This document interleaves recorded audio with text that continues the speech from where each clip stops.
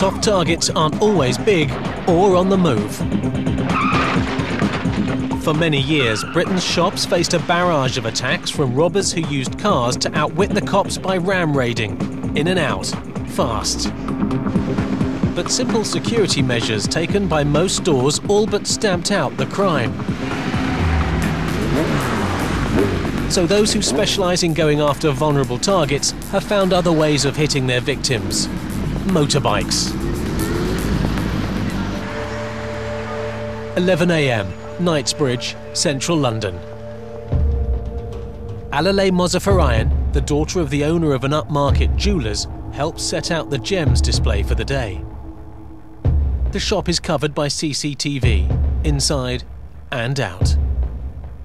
I was just preparing some of the paperwork, and the staff, they were setting the window. It usually takes about an hour in the morning to set up.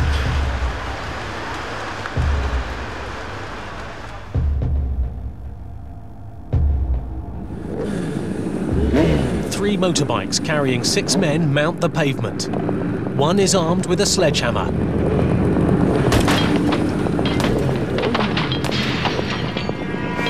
Heard my mum scream, motorcycles roaring up, and a big bump on the door, and I thought, oh my God. While the robbers smash their way in, the riders rev their engines to intimidate those inside and out. They tried to scare us. Even from the bathroom I could hear the motorcycles, and it was very frightening. It's like they were terrorists, or they were, you know, they were going to throw a bomb on us. It was that scary. Alalay's fear for her own safety is overcome by concern for her mother and staff, and she moves towards the thieves. I tried to go further because I didn't want them to come in further, because I was scared if they were going to smash the shop, they would come all the way in. That's what frightened me most.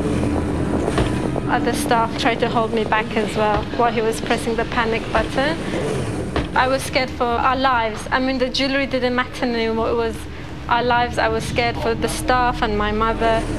After less than 40 seconds inside, the men grab one last handful of jewels and are gone. Not a policeman in sight.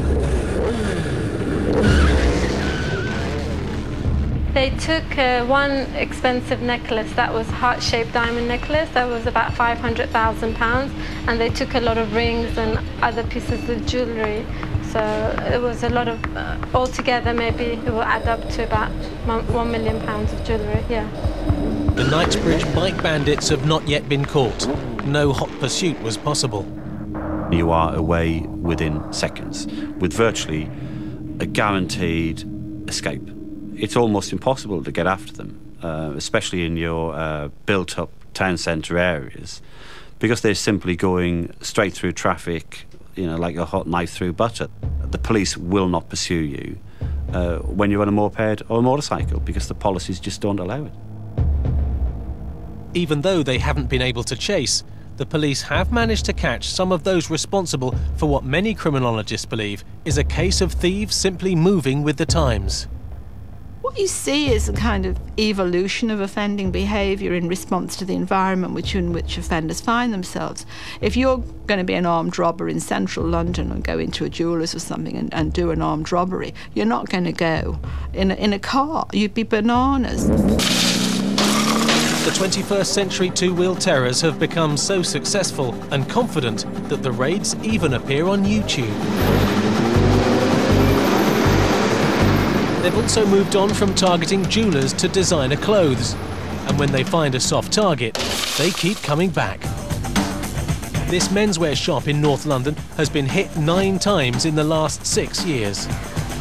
As soon as you get that call, you know. As soon as you wake up and there's that telephone ringing and you know what's happened. Because it's so many times, it's a dread. You know, you pick it up, they go, hello, your shop's been burgled.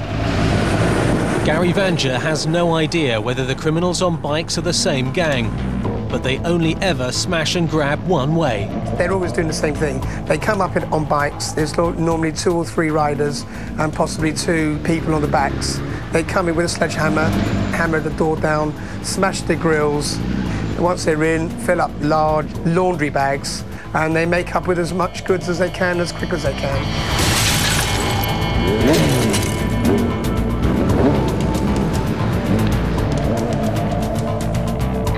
It's not just the loss of the clothes that cost Mr. Vanja dear, it's the attack itself. Okay, here I can show you some pictures on my computer of the damage that they actually have done. Here's like one where the door's smashed, glass everywhere. Sometimes the damage is more than the goods, but to them, they don't care. There's nothing to them. But it's becoming something far too costly for Gary Vanja. As fast as he replaces his stolen stock, the bikers return to rob him again. I filled up the next day and they came back 2 days later. So that was twice in 1 week. There's nothing stopping them doing it again and again and again. When the 2-wheeled raid started, they were at night. But the robbers have grown in confidence. The most recent have been in broad daylight. They came back in the daytime, which was much more frightening. 2 bikers came in, pushed my staff back against the shelves, threatened them with a knife, and then filled up 2 laundry bags, sped off, and they were gone. I mean, the whole thing was maybe 20 seconds. They're hooded, they're gloved up, they wear biker's gear. They go on bikes, and the reason they use the bikes is because as they go off-road, they can't be chased by the police. They know the response times. They know how to do these crimes. They know how to get away with them. The raids have cost Gary Vanja £80,000, and his business is in danger of going under. As the cops manage to gain some success in their battle with the 2-wheeled criminals, there are those who believe that for most soft targets, things are going to get worse before they get better. The reality is I don't think that the public are fully on board with just what the extent of motorcycle-enabled robbery is. The bike robbers who smashed their way into the Knightsbridge jewellers to steal £1 million are still at large, as are those who took the designer clothes from North London.